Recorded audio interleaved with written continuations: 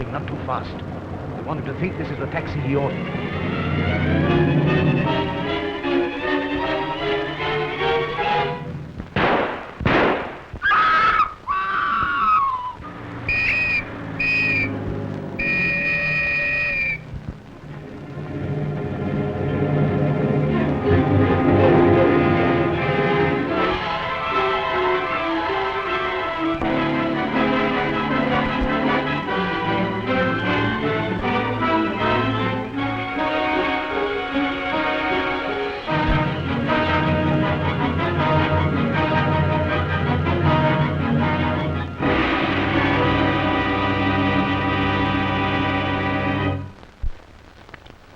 Answer that letter from Austin. Tell him I sold him out yesterday.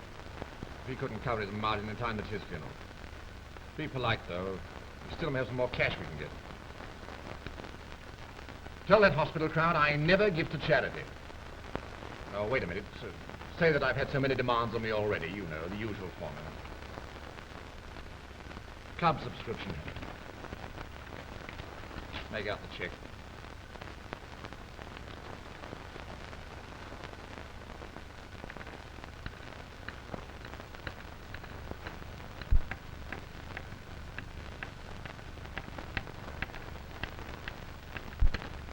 Stop that noise.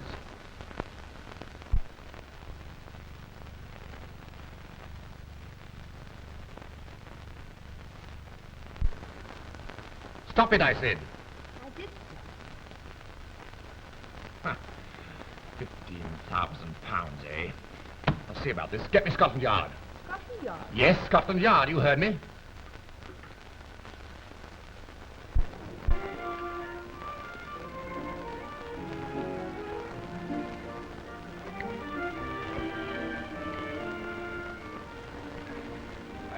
Water. Right. I don't like it, Mr. Fuller. I don't like it. Try something else then. How about the pheasant? No, I don't mean the food. What's bothering me is you're going to the police about this business at the Crimson Circle. What do you expect me to do? Pay the brightest £15,000 without a squawk? Mr. Fuller, you know what happened to Philip Conway. An accident. An accident? Why, the poor old gentleman was shot down in cold blood on his own doorstep. All right, all right. Yes. That was just to frighten the rest of us into paying up, that's all. This time Scotland Yard's ready for the Crimson Circle gang. See that man over there? I don't like his looks, sir. He's watching you like a hawk. You bet he's watching me. That's Inspector Parr of Scotland Yard. He and his men have never taken their eyes off me for 1 minute since I got that letter this morning. Just how do you suppose the Crimson Circle's going to get me now?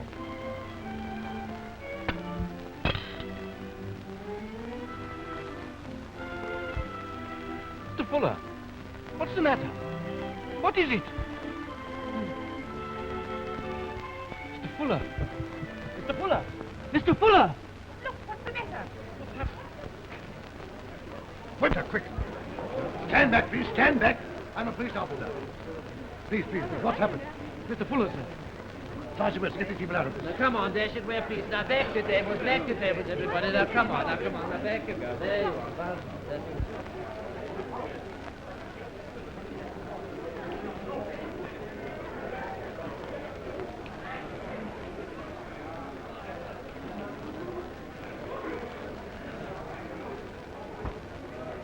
He's been poisoned.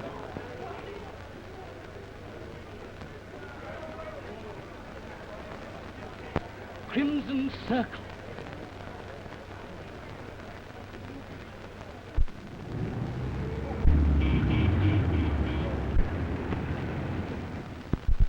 Commissioner wants to see you, Inspector. I'll come at once. Now, Philip. Want me to come along, sir? No, I think one of us is all the Commissioner can stand just now. Inspector Parr, are you going to tell the Commissioner that I'm working on this case? Certainly, if he needs cheering up. Both these men were under the protection of Scotland Yard when they were killed. You had complete charge of the cases. Well, what have you to say for yourself, Inspector? Well, we're doing all we can, but it'll take time. Then meanwhile, the murders will keep on happening, eh? Did you ever hear of Derek Yale? Derek Yale, private inquiry agent. Writes silly stories about crime for the newspapers. That's the fellow. What's he like? Never met him. And what's more... Well, I'm going to meet him now. I believe he has some special information about last night's murder. Probably wants a story for his newspaper. We'll see. Yes, sir. Show Mr. Derek Yale in. Very good, sir. Mr. Yale? At your service, Commissioner. How do you do, Inspector Farr? Sit down, Mr. Yale. Thank you. Haven't I seen you before? Only at Louise's restaurant last night. I hardly imagine you noticed me. No, I didn't. So you happened to be in the restaurant last night, Mr. Yale? I wouldn't say I happened to be there, Commissioner. I followed Inspector Parr in. You followed me. You must forgive my curiosity, Inspector, but I knew you were watching Lawrence Fuller after he'd received the Crimson Circle warning. So I just trailed along to see what would come of it. Well, I'll be... You said in your note that you had some information to give us about the murder. Oh, yes, the murder. Yes, I thought perhaps that you might be interested. Of course, you've already received the analyst's report on the poison used. No, we haven't. They say that it may be difficult to isolate and identify. I rather imagine it'll turn out to be Lictocosis metalloxine. What makes you say that? May I ask if you found any trace of poison in the food or in any of the dishes used at Fuller's table? No, none at all. That's what makes it all the more difficult. All the more simple, I should say. What are you driving at, Mr. Yale? Just this. The poison I mentioned, a very rare one, is practically tasteless and could be administered in a glass of water without arousing the suspicions of the victim. No. Couldn't be done that way. Why not? Because we examined the tumbler that Fuller was drinking from when he collapsed. Nothing in it but pure water. Quite so, Inspector. But not all poisons are instantaneous in their effect. This particular one takes even 5 minutes before it begins its work. You mean to say that the tumblers were switched right after Mr. Fuller took the poison? Precisely.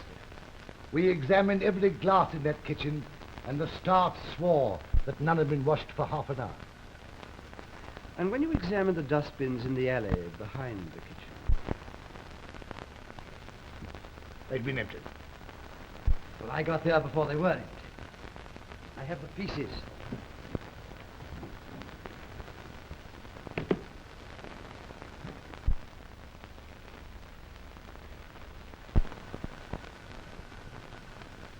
Oh, yes, Commissioner. You'll find enough dabs there to hang a man, including some of Fuller's, which help to identify it.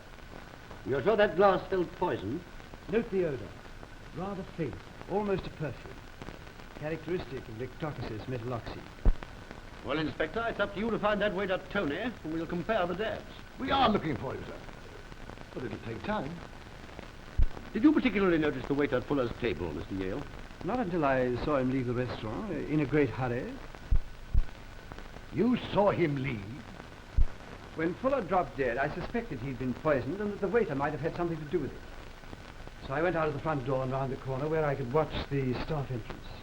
Quite a natural thing for me to do in those suspicious circumstances. Don't you agree? Why didn't you call a policeman when you saw the man escape? Oh, my dear Inspector. And let him get away completely. You mean that you followed him? Naturally, Commissioner. So you let him get away from you, eh? Well, I wouldn't exactly say that, Inspector. He had me a bit worried at times, kept dodging in and out of places all night, until early this morning he finally settled down. Well, he thought he was quite safe. Are you telling me that you know where this man is? Oh, yes, quite. I have his address here. 17 Buckler Street, back room on the top floor. Oh, there's no particular hurry, Inspector. He won't get away. Some of my own men are watching the place now. They're very good at that sort of thing.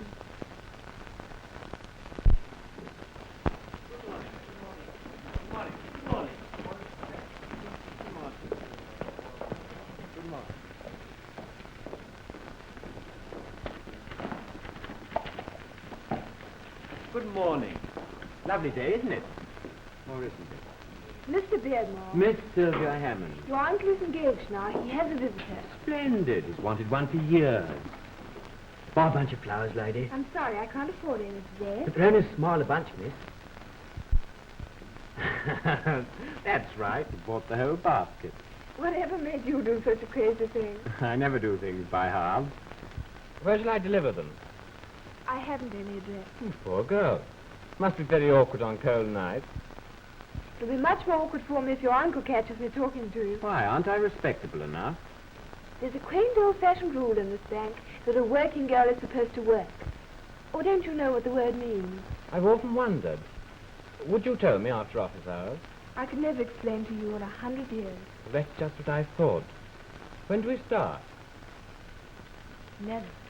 I'm telling you, I'm not one to be fooled with Brabazon. I'm going to give you until 3 o'clock. Yeah, we'll discuss that later. We certainly will. And you're going to do exactly as I tell you, or there'll be trouble. And plenty of it. I'm not one to be fooled with Brabazon. You have reason to know that. 3 o'clock, I said. Hello, girlie. Well, by God, reviewing prettier than ever. Oh, please. Say, tell me, how about you and me having that little engagement for tonight? Well, Yeah? Oh, well, we'll just fix that up a little bit later. Where's that bound down? Thank you very much, Inspector. I'll leave the matter entirely in your hands. Thank you, sir. Excuse me. Morning, Uncle James. Wait in my office, Jack. Yes, sir. Please have those letters ready immediately, Miss Hammond. yes, Beardmore. Who's that fellow over there writing at that desk? That's Felix Marl, one of our clients. What's he do? An importer. Does quite a bit of business with France, I believe. I don't know much about him. My partner, Mr. Brabazon, handles his account. Why do you ask? Oh, no particular reason. I thought I'd seen him somewhere before. I'm probably mistaken. Well, how's the going? Don't worry. No, I'll leave all that sort of thing to you. Good day, Inspector. Good day, sir.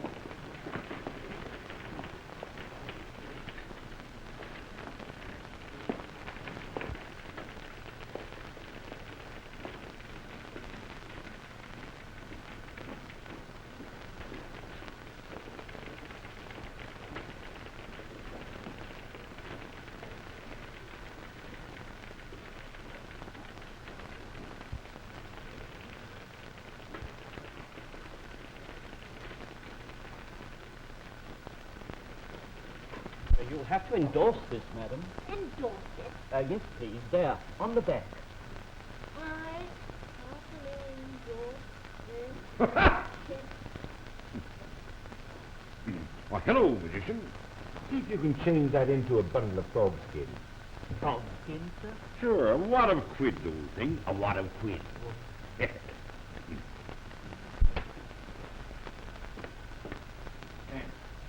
Oh, Uncle, I bought you a lovely bunch of flowers. I forgot them just now and left them outside there. What is all this nonsense? But, Uncle James, I thought you were very fond of flowers. Rubbish. You know very well you brought them to that young woman out there. She wasn't having any. Of course she wasn't. She's more sense, so I wouldn't have her working here in my bank. But is there any reason why I shouldn't talk to a perfectly respectable girl like Sylvia Hammond? Now, look here. She's my secretary, and I will not have you dallying around here during banking hours.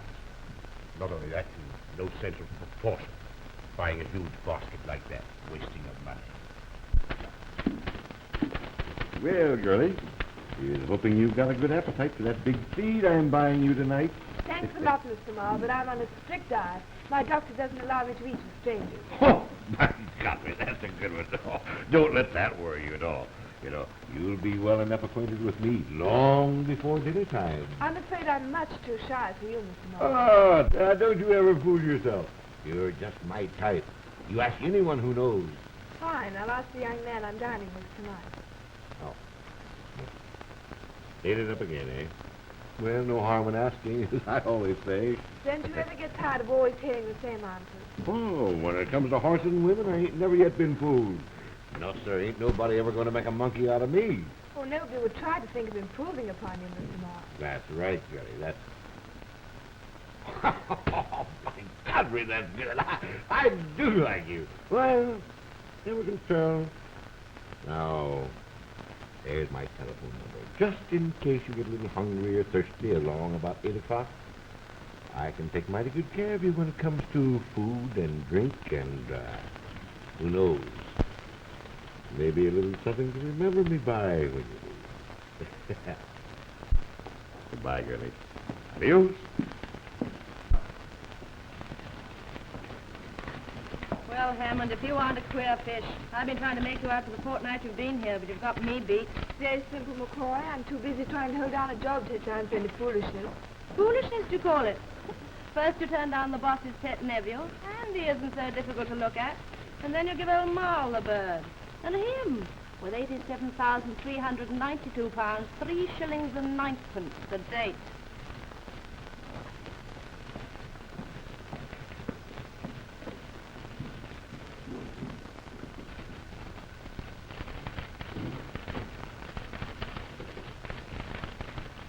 Just why do you need £500 so urgently?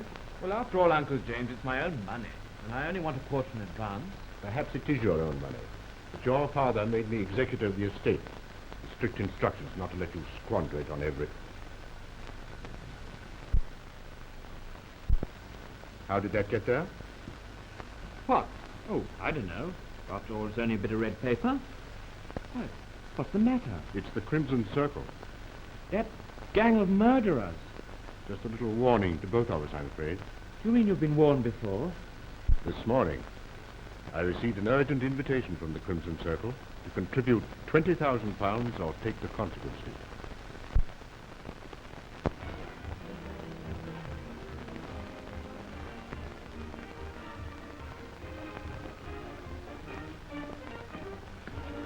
I'm not going in this evening.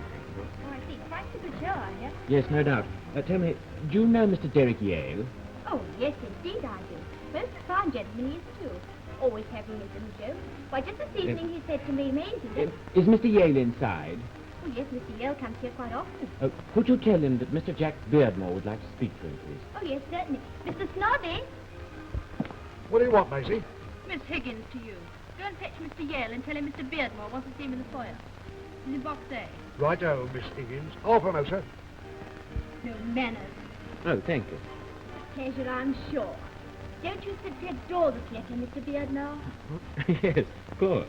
Even we in the profession find it most fascinating. As I was saying the other day to Gracie, Field, you know. Excuse me.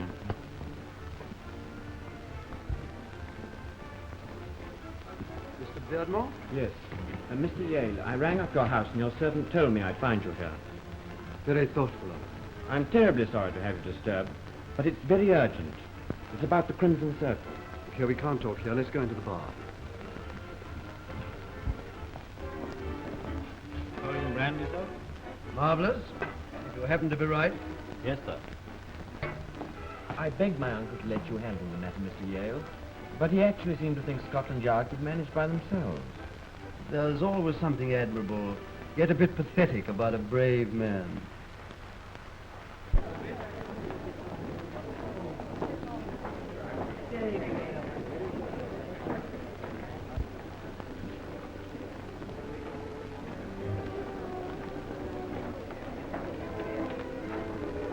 Can you bring you to a nice place? Good evening, Mr. Yale. Well, if it isn't old Pa. Hardly recognized you in your wonderful disguise. I hardly recognize myself. You know Jack Beardmore, Inspector? No. Glad to know you, sir. How do you do, Inspector? I saw you in the bank this afternoon. My uncle explained why you were there. Did he now? Do sit down, Inspector, unless it's against regulations. The only regulation that worries me is this shirt. It hasn't been sat down in for years.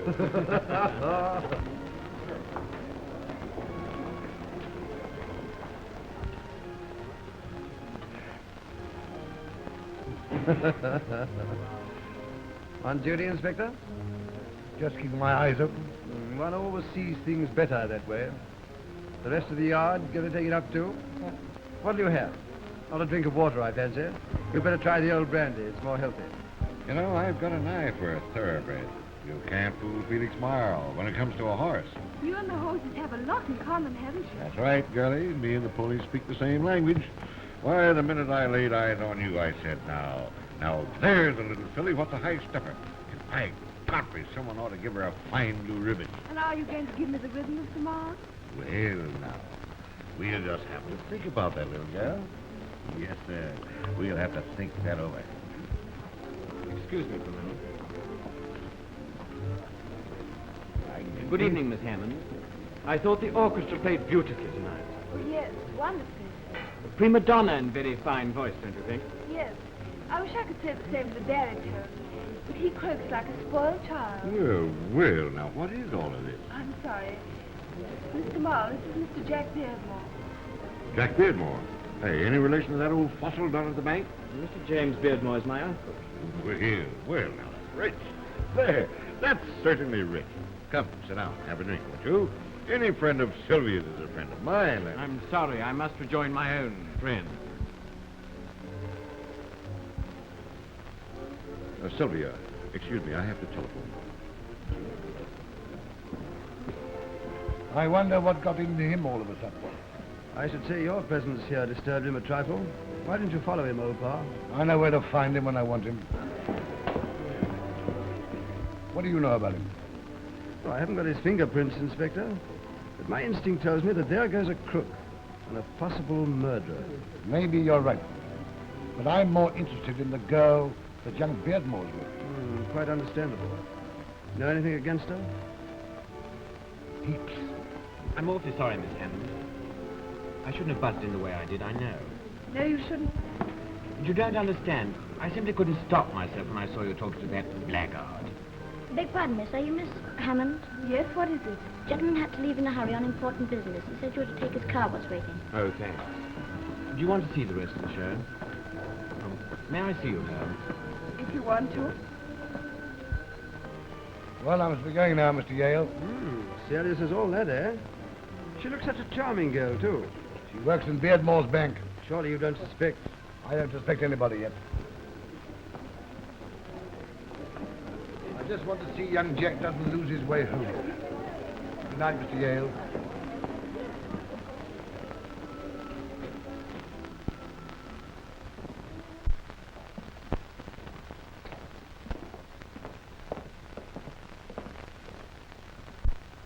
Thank you very much, Mr. Beardmore. Oh, not at all. You staying here with friends? Oh, no, I live here. Quite alone. Very nice place, isn't it? Oh, yes, I like nice places. Good night, Mr. Beardmore. Good night. Oh, Sylvia. I just want to say if this Miles person bothers you, please let me know. Oh, Felix doesn't bother me. I'm quite used to him by now. Good night, Mr. Beardmore. Good night. Mr. Miles? Oh, Mr. Beardmore. Well, what do you want? May I ask what you're doing here? I don't know that that's any of your business. Perhaps I intend to make it mine. Stay here, young fellow. If you know what's good for you, you'll keep out of other people's affairs. I'll show you whose affair it is. Porter, does that man visit here often? Mr. Marl? Why, yes, sir, of course he does. He lives here. Lives here?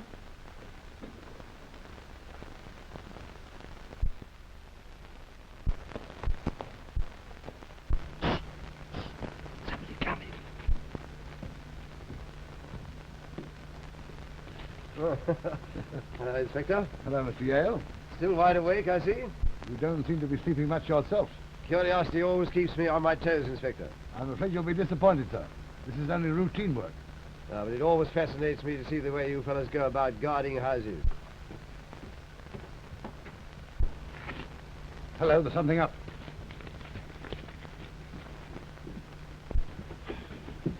What's the matter, Mr. Beardmore? I don't know, Inspector. There's something wrong. Please come in. Where's your uncle, Beardmore? In his study. But the door's locked, and when I knocked just now, he didn't answer. Well, perhaps he's asleep. Where's the room? This way, Inspector.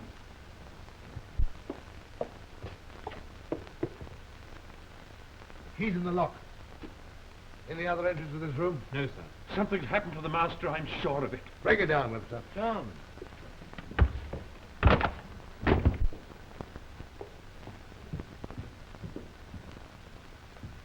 He isn't here.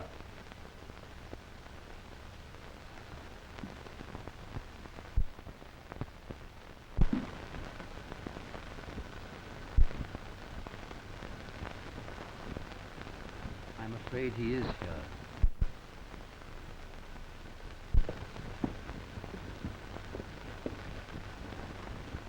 Uncle James. Is he dead? Strangled. Beardmore.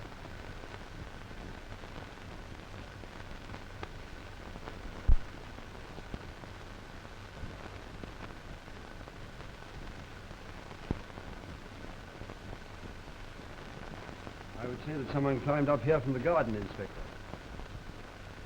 Yes, sir. Yes, sir? Who did you post in the garden? Why, actually, there was no one inside the garden, sir. My men were watching the wall outside so that no one could get over. Who was watching the house in the next street? You didn't say anything to me about that house, sir. That wouldn't prevent anybody going through that house, climbing its back wall and into this garden. I see your point, sir. I'm glad your eyesight's improving. Now post 2 men in front of that house and tell them to let no one leave. Yes, sir. Then phone the coroner and the yard.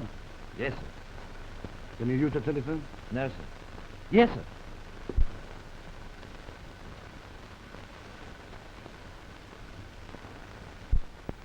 Hello, another one. The surprising thing would have been if you hadn't found one here to add to your collection. My collection's going a bit too fast, Mr. Yale.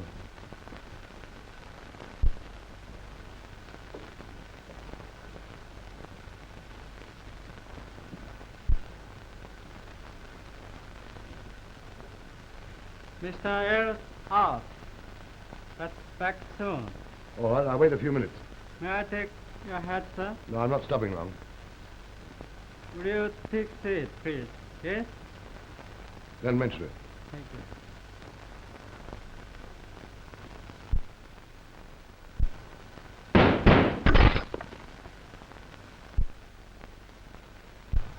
Pa! Pa! What's happened? What were those shots?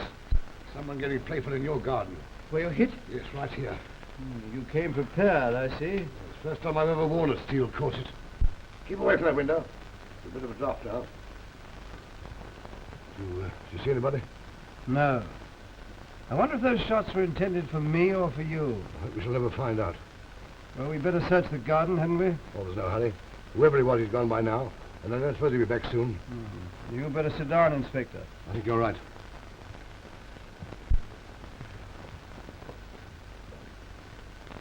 Fresh cigar? Oh, thanks. I never smoke. I looked at Mr. Yale to ask you if you had any new ideas on that Beardmore case. Oh, you touch me deeply, old pa. Forgive my emotion. I know I'm telling you, Mr. Yale, that we haven't seen daylight yet. If it had been only one man, it would have been easy enough. But to my idea, each one of those killings was done by a separate member of the gang. And none of the gang even knows what their chief looks like. 3 men openly visited Mr. Beardmore that night. Brabazon, the lawyer, Price Gilbert, and Felix Marl. Isn't that right?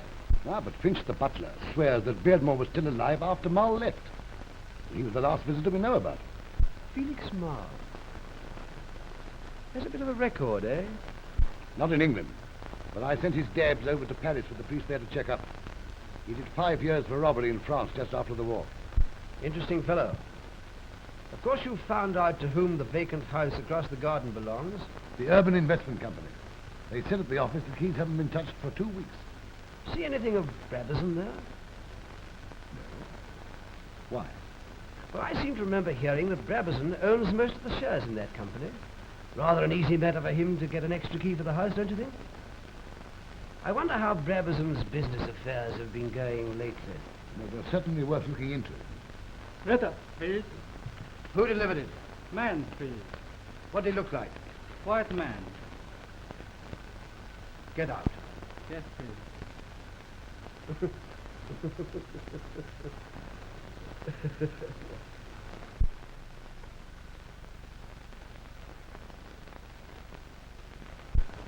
Well, Inspector, it looks as though the bullets weren't meant for you after all.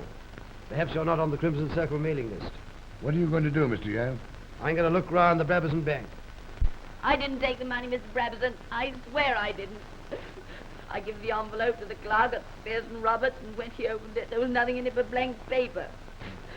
Well, Simmons, you sure you put the £10 in the envelope and sealed it? No doubt of it, sir. I gave the envelope to one of the secretaries and told her to call a messenger and send it right away. Which girl did you give it to? Well, I can't quite remember whether it was Miss Hammond or Miss McCroy. Who gave it to you, boy? I don't know their names, sir, but I know the girl won't give it to me if I see her again. Come in. Inspector Parr and Mr. Yale to see you, sir. Is this the girl, boy? No, sir, that ain't the one. Tell the gentleman to come in. Tell Miss Hammond I want to see her. Yes, sir. Will you come in, please? Morning, Mr. Brabazon. Morning. Just in time, Inspector. A little robbery here at the bank. Only £10, but I feel it my duty to make an example of the culprit. What's your name? Good gracious, sir. I didn't take it. Well, we'll see about that. You wanted to see me, Mr. Brabazon? That's her. That's the one what give it me. Miss Hammond, £10 disappeared from the envelope of Pearson Roberts this afternoon. What do you know about it? Nothing. You gave the messenger an envelope to deliver to them? Yes, but as I didn't open it, I don't know what was inside. Well, boy? I never took it. I don't know what my mother will say. Oh, stop it. All right, Mr. Brabazon. I'll admit it. I took it right enough. Here it is. So. You think you'll get off scot-free by returning the money after I practically caught you in the act? Well, my girl, that's not the way I do my business. Let me tell you that you and every other employee who may be tempted to stray... Shut up! I said I took it, didn't I? What more do you want? Inspector, arrest that girl. Hello. Thank you, Simmons. Stay here, sir. Oh, thanks. Thanks, sir.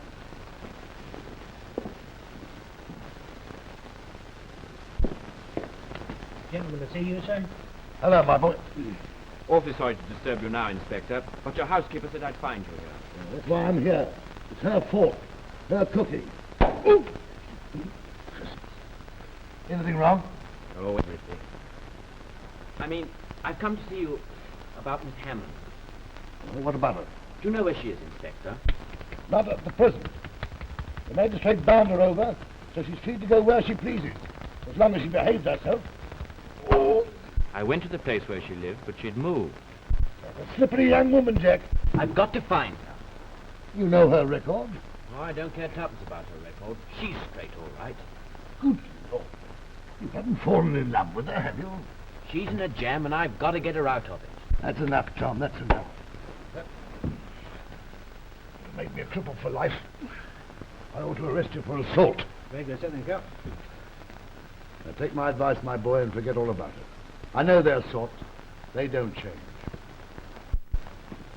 Oh, there you are, Inspector. I'll see you in a minute, Webster. Okay, I trailed the Hammond girl as you told me to. Where is she, Sergeant? I don't know where she is now, but I know where she's going to be at 2 o'clock tomorrow morning.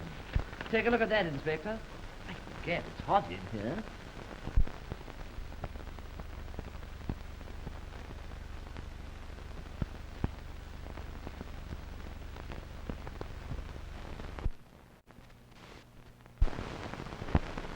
May I see it, Inspector?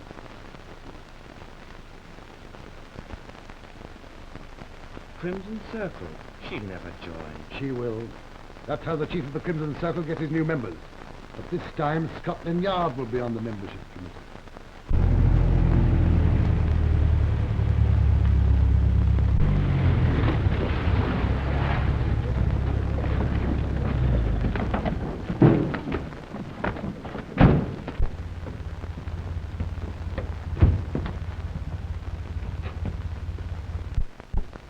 I don't like this at all, Inspector. She hasn't done anything.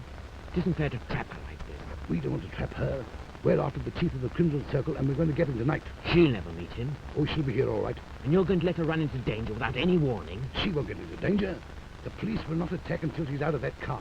Now, the best way to save Sylvia Hammond is to break up the Crimson Circle before she can join it. Hello?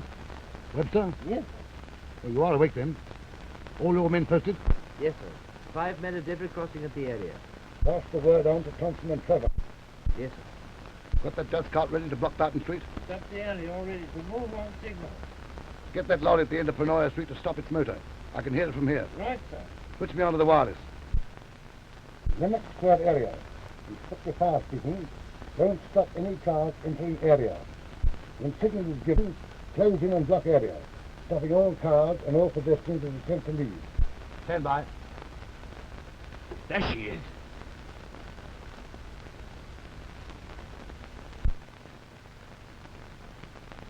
The girls just got here. Stand by.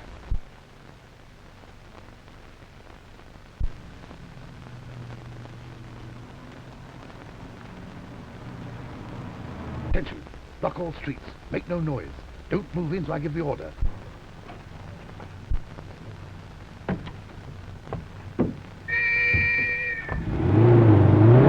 Blasted fools! That's done it. Stop that whistle. Close in, he's getting away. Don't shoot the girl still in the car. Come on, Jack. Close in on the square. Here he comes. There he is.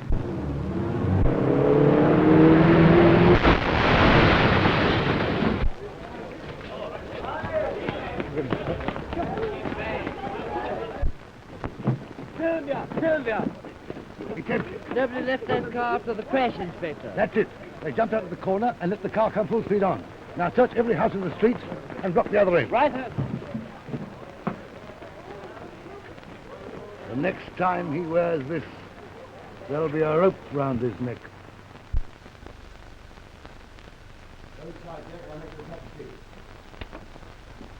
Hello. Good evening, Mr. Yale. Good evening, young man. Hello, old pal. Glad to see you, Mr. Yale. Managed to persuade your housekeeper to allow me to await your arrival. I hope you don't mind. Something up? Oh, gentle note I received tonight. Thought it a bit too important to let it wait till the morning.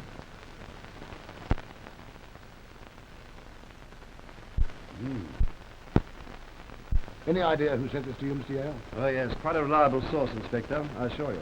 It looks as if Miles mixed up with this Crimson Circle case and is planning a getaway. Now, come on, Mr. Yale. We may not be too late. Come on, Jack.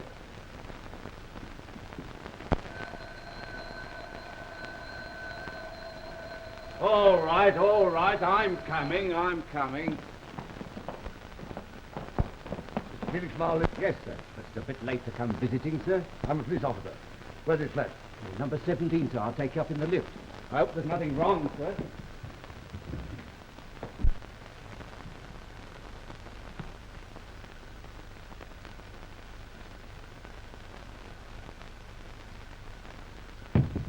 That's queer. It's open.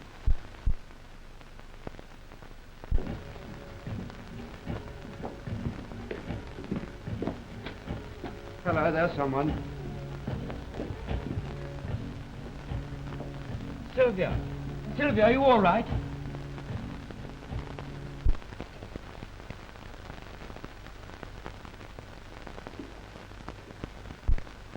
What happened? Where's Felix Miles? I don't know. What are you doing here? I came to see Mr. Marl about a job. That's a likely story. Inspector, can't you see she's been badly hurt? Well, I'm all right now. Did you see Miles? No. No, I rang the bell and pushed the door. It opened. I came in. It was quite dark. I suddenly felt a hand over my face. And then this wet scarf. I can't remember anymore. Coming. Keep your eyes on her, Jack. Where are you? I'm here.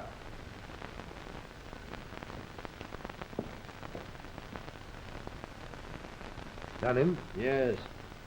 Must have put up a stiff fight, too. The girl couldn't have killed him alone.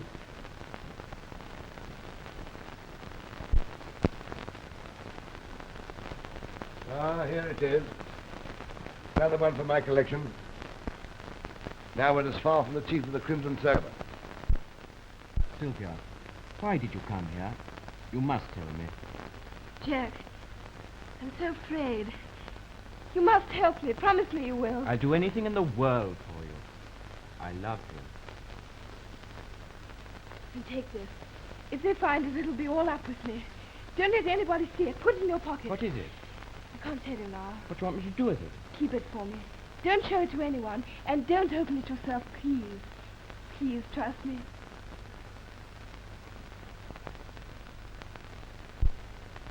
I'm feeling quite all right now, thank you, Mr. Beardmore. I'll be off from the yard in a few minutes.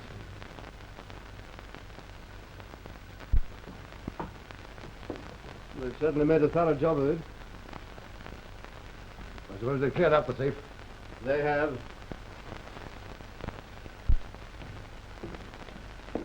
Sylvia Hammond, I must caution you that anything you say now may be used in evidence against you. You can't frighten me, Inspector Parr. I've done nothing. I arrest you as an accessory to the murder of Felix Miles. No, Inspector. Miles dead? Now, my girl, what about that money? What money? Well, Miss Helen? It wouldn't do me much good to deny it, as you were probably following me the whole time. Well, what if I were in the car? I just thought you might be able to tell us what the chief of the Crimson o'clock in the morning to see Felix Marl about a job. I've said all I'm going to say. Now go ahead and lock me up if you want to, Inspector Parr.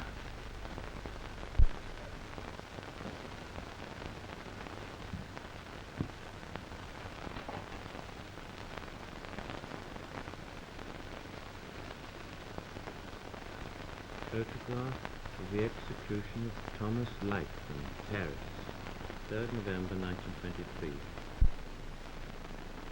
Executed.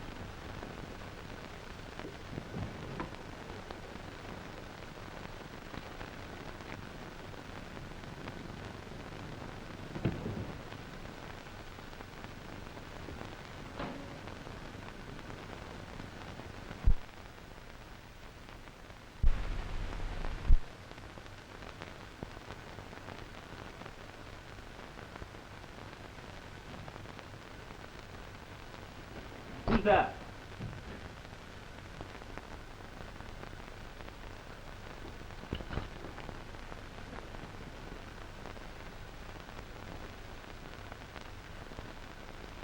Put your hands up and come out or I'll shoot.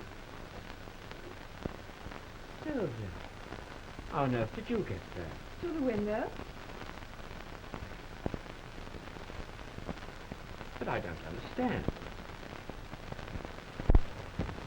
Do you mean that Pa let you go after he'd arrested you? Not a chance of that. I just walked out of this little jail. Walked out? Oh, with the help of a member of the Crimson Circle who works there. It's an efficient organization, police connections and everything. Sylvia, for heaven's sake, tell me the truth.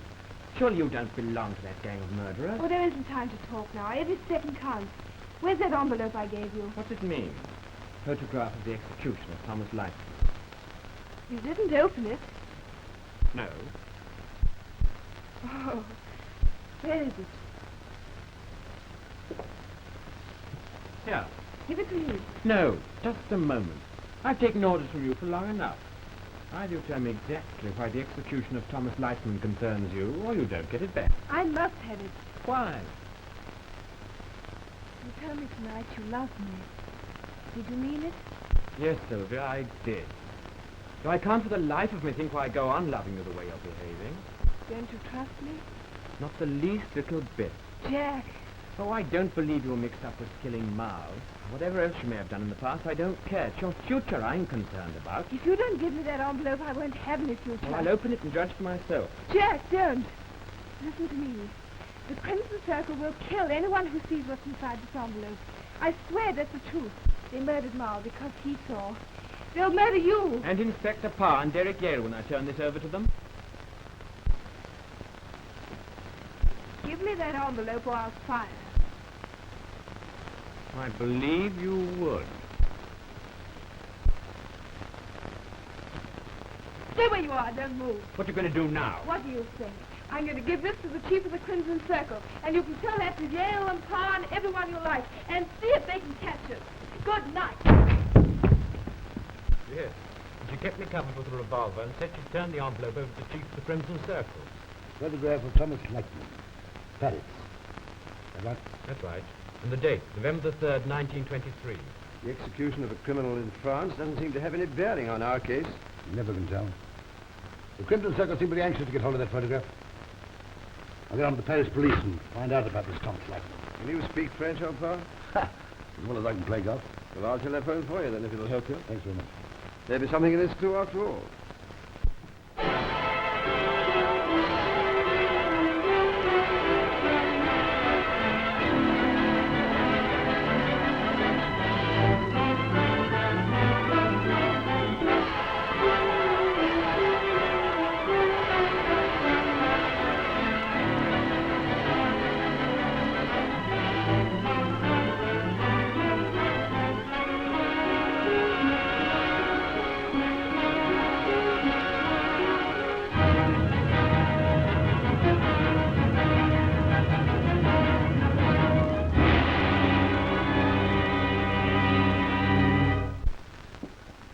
This gang of murderers must be smashed. There must be no more excuses and no more delays. Inspector Parr, your record up to now has been a good one. But I feel that the time has come for you to ask to be retired. I'm sorry, sir.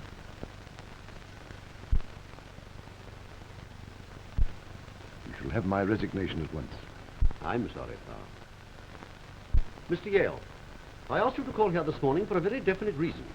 The Home Secretary has authorized me to offer you a special post as Detective Superintendent in full charge of the Crimson Circle case. That's a very great honor, Commissioner. But I must tell you, I've been warned by the Crimson Circle that if I'm still in England at sunrise tomorrow, I'll be a dead man. What are you going to do? I'm going to accept your offer to join the Yard. Good. On one condition. That Inspector Parr remains to work with me. Thank you, Mr. Yale. Oh, really, Mr. Yale? He is the only police officer who is thoroughly familiar with every detail of the case. Since my term of duty will be a very short one, I feel my only chance of success is to have him with me. Very well. Inspector Parr will be assigned to work with you. Thank you, Mr. Yale. Superintendent Yale. All the resources of Scotland Yard will be placed at your disposal. These officers will be here to help you in every possible way. Thank you, Commissioner. Inspector Parr will turn over to you his file on the case, and any information he may have received later. There's little I found out, sir, as you know. The only new thing is the Thomas Lightman angle. What's that? Anything important? We're not quite sure how important it is. We're still investigating. Any of you ever heard of Thomas Lightman? Yes, I think I have. An Englishman who killed a bank manager during a robbery in Paris about 12 years ago. Got the death sentence. Yes, but he didn't die. How's that? Well, Pardon. The superintendent can explain it better than I can. You see, he's the one that's been talking to the French police about it. The story is rather interesting. They tried 3 times to drop the knife of the guillotine, but it refused to do its work. A misplaced nail made it stick, I believe. The crowd broke through the lines and stopped the execution. Naturally, the French newspapers didn't print the story. Lightman was sent to Devil's Island for life. He escaped about 2 years later and is still at large. What's all this got to do with the Crimson Circle? Well, the superintendent and I think that the chief of the Crimson Circle may possibly be Thomas Lightman himself. Is it too difficult for you to send to the French police for Lightman's photograph and fingerprints? Unfortunately, it is. Paris reports that every record on Lightman has been stolen. Somehow or other, Felix Marl managed to get hold of one official picture. The girl Hammond stole it from him and has probably given it to the chief of the Crimson Circle by now. Seems to me you're right back where you started from, Mr. Yale. Not quite. There's another angle that, to my mind, is even more important than the Lightman one. I have the numbers of some of the banknotes that have been given as ransom to the Crimson Circle. The case is not reported to the Yard. Just before I came to this meeting, I had a message from some of my own agents to say that many of these banknotes had been traced back to the Beardmore and Brabazon Bank. Now, I believe that Brabazon has been acting as fence to some of the mob. Brabazon? Can you prove that? Not unless I catch him in the act. Now, my plan is this. Let Brabazon know that the Yard is beginning to suspect him. That'll put the wind up him, and he may try to get away. Then we could... Hello? Yes, he's here. Put the call through. It's you, Mr. Yale. Hello? Derek Yale speaking. Oh, it's you, Mr. Price Gilbert. I can't understand you. Speak more slowly, please. I said Brabazon had disappeared. Gone, I tell you. Taken everything. All Mr. Beardmore's securities and every penny of cash he could find in the bank. I see.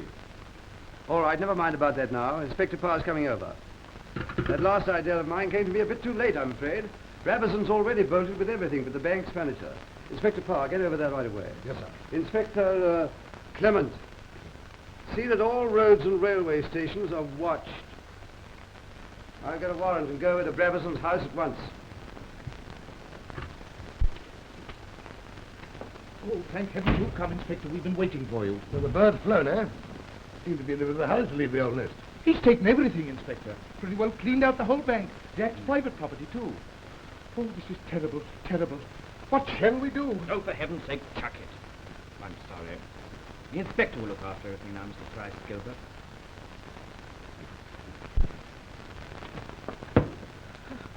Well, I was just going to knock. With your ear? This is an outrage, Miss McRoy. Why were you listening at that door? I wasn't listening. I was just coming to ask you if I could go home.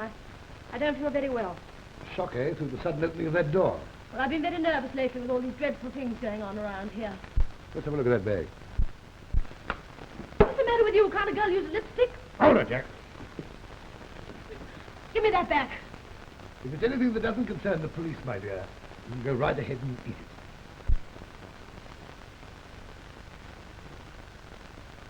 Miller McCroy, you will attend the first meeting of the Crimson Circle to be held tonight.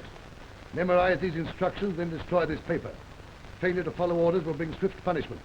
Be at Dock 14, River Road at exactly 11:57 p.m. Approach on foot. Speak to no one. Enter through open gate. Then cover your face with a white mask.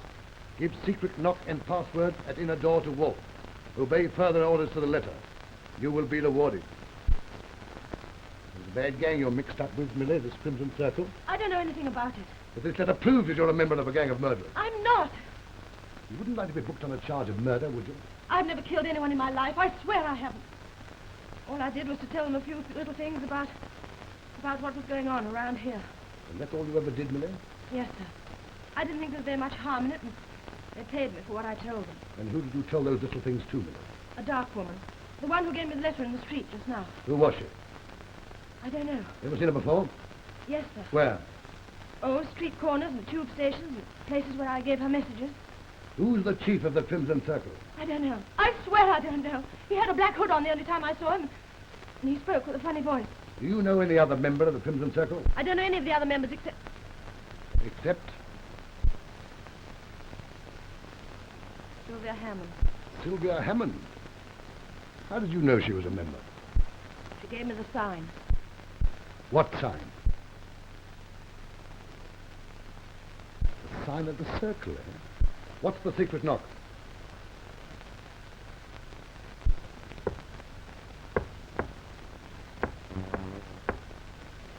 See? What's the password of the Crimson Circle? No, I can't tell you that. I can't. They'd kill me. No, I can't. I won't tell you. Very well, Millie McCroy. I must arrest you for complicity in the murder No, of... no, Inspector. I knew nothing about those murders. I must caution you. Anything you say now will be used as evidence against you. Oh, all right. I'll tell you.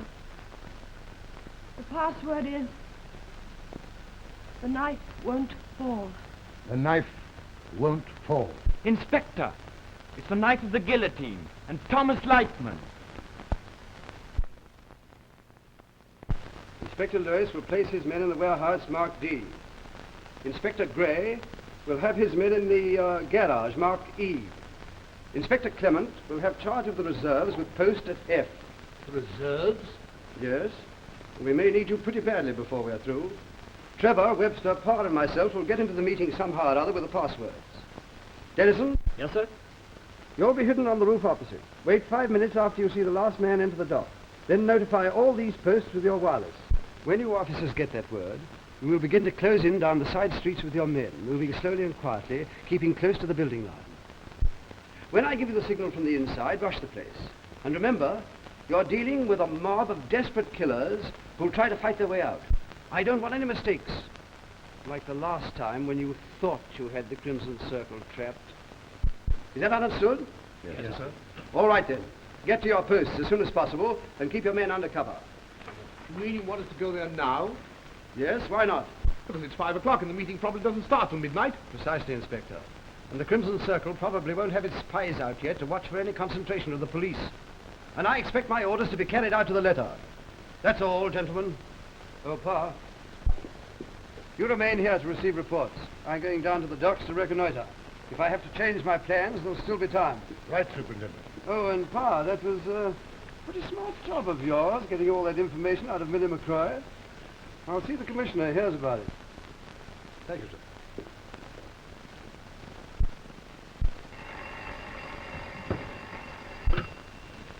Inspector Parr speaking. No, Superintendent Yale's just left. But I'll take the message. Put him through. It's the French police. You speak French? Like a native. Hello, yes? Oh, you speak English? Oh, good. You no need to go native. Yes? Yes? You have asked for details about a murderer called Thomas Lightman. who has run away, is it not? Mon ami, it is unfortunate, but we have not yet found his dossier. You know, his records.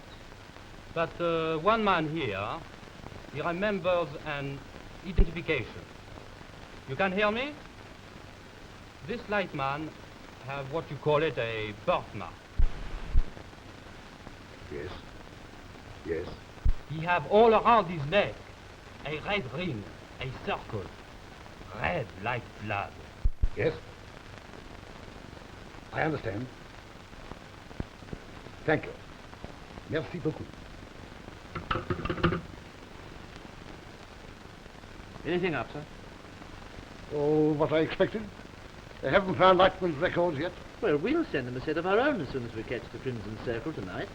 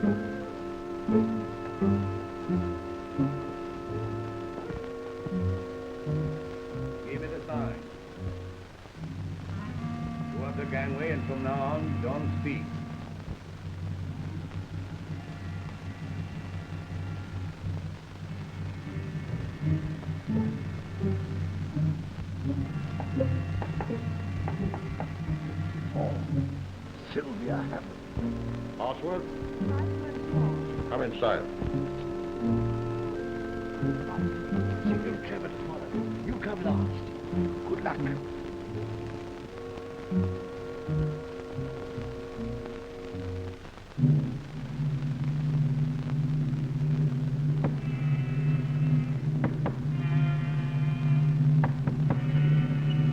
Password? 914. What's your number? 55. Am I late? Come inside and keep your mouth shut.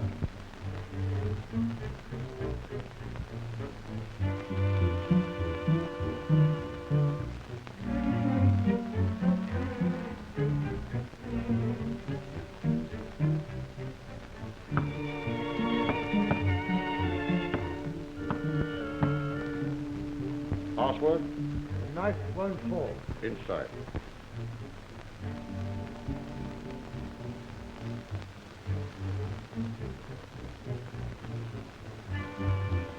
Give me the sign. Go up the gangway. From now on, don't speak a word.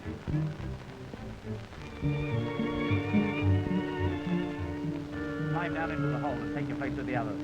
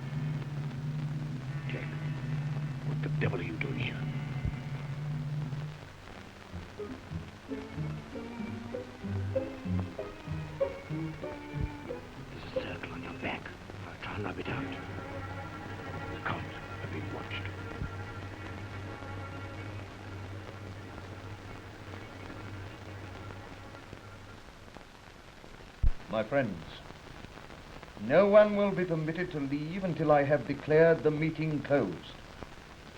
I trust that all of you understand the wisdom and the necessity of obeying my command. The strength and power of our organization is evidenced by the growing fear of the public and the helplessness of the police. My friends, the time has come when our society will be dispersed. For this, however, the country must pay. And tonight I have sent our ultimatum to the Prime Minister. Each day, beginning with tomorrow, one member of the government will be killed until our terms are met. The payment to us of £1 million. You, the faithful members of the Crimson Circle, will receive a generous share of this last ransom. Tomorrow, each of you will be given by my messengers your detailed operation orders. Obey them to the letter, and you will be in no danger, and the memory of the great Crimson Circle will not soon be forgotten in this land. The meeting is closed. Leave the ship as you came, one by one, quietly and without fear. The Crimson Circle protects its own. The knife won't fall.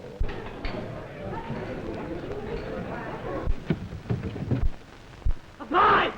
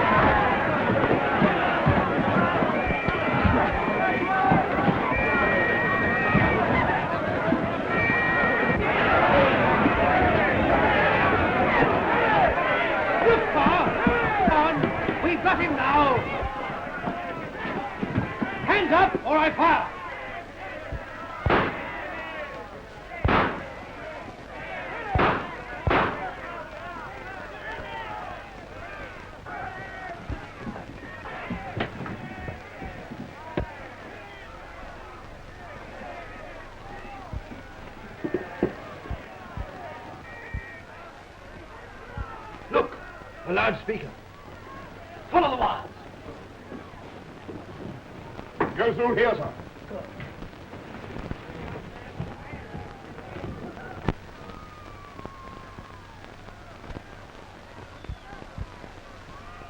Here they are. He can't get away from us now.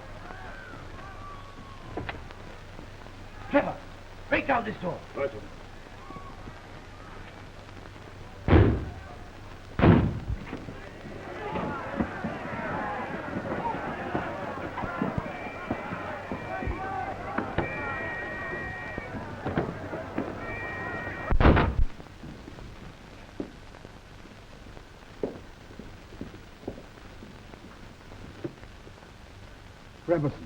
Shot to the head.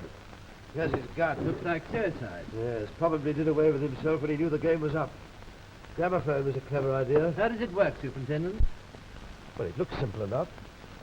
The pickup attachment here carries the voice to the loudspeaker in the dummy. No one will be permitted to leave until I have declared the meeting closed.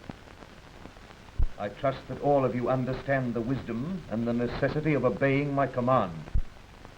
The automatic stop shuts off the record at the end so that he could make his getaway while the speech was still going on.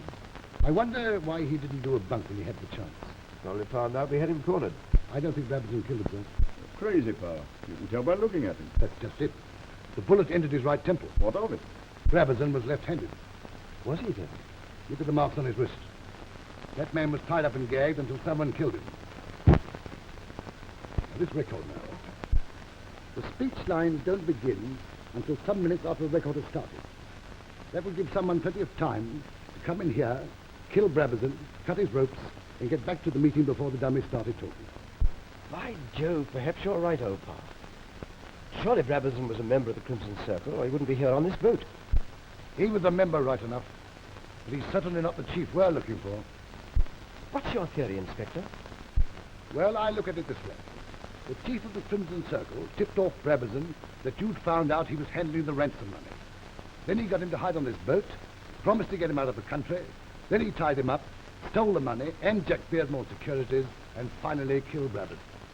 Then you think that someone tipped off the chief that we were planning to raid the meeting tonight? Yes, sir, but there wasn't time then to call the meeting off. It wouldn't matter to the chief if the whole gang were nabbed, as long as we think Brabazon was the head and give up the chase. While we're standing here talking, the chief of the Crimson Circle is probably making his getaway. Oh, no, he isn't. Take him up, Webster! So you thought you could get away with it, eh? Well, Detective Sergeant Webster, you're the chief of the Crimson Circle and I can prove it. But, Inspector, Listen, Superintendent, get the gun out of his pocket. Make one move, Yale, and you're a dead man. Stop that gun on the floor. Keep him covered, Trevor. Sorry to have scared you, Webster, but the only way I can get him to turn his back to me with that revolver in his hand. Well, you put him down now. Put your hands behind you, Yale.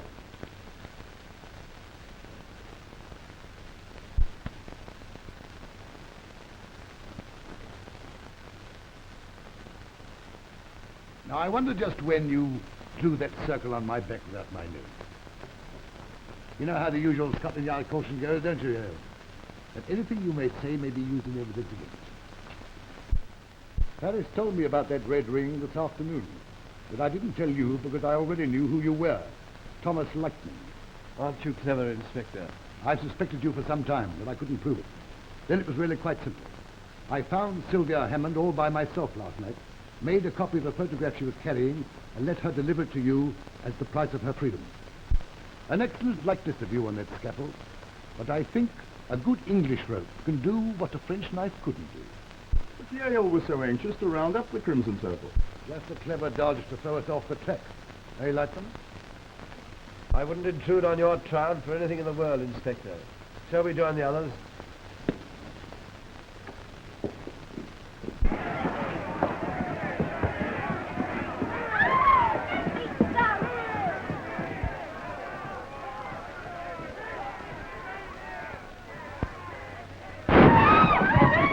Get him, Webster! You're wrong, old pal. The knife won't fall. I tell you, you mustn't handcuff her. I guarantee that Miss Hammond doesn't escape. Inspector, will you tell your man to leave her alone? All right, I'll handle this. So you're at it again, eh? Well, Jack, here's the job for you. I'll put this girl in your charge. My charge? Do you think you could keep control of her for the rest of your life? Why, Daddy. Are you her father? I most certainly am, and mighty proud of it, too. Why, she even talked the commissioner into working on this case after I'd made a mess of it. If it hadn't been for her, we should never have caught the chief of the Crimson Circle. There's the keys to the bracelet, Jack. Well, you heard what your father said. Yes, Jack. You're to be in my charge for the rest of my life. Yes, Jack, dear. And you're to take orders from me from now on. Yes, Jack, dear. Well then, my girls, come along and have your tea. Yes, Jack, darling.